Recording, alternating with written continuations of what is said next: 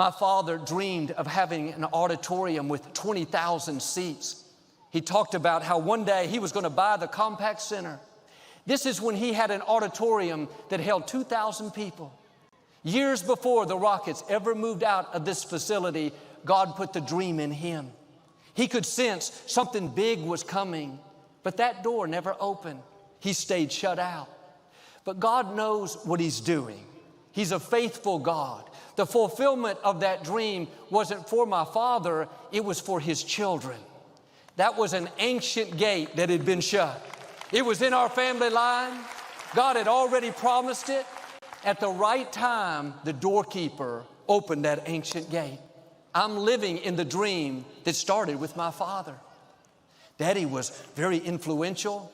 He was very blessed, but he never saw the favor that God has shown me. And I say this in humility, giving God all the credit, but God has taken me much further than my father.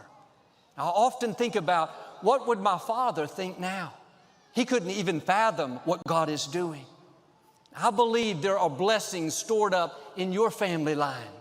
Your parents, those that went before you, they may have seen God's goodness. They were blessed, but they didn't realize it was limited.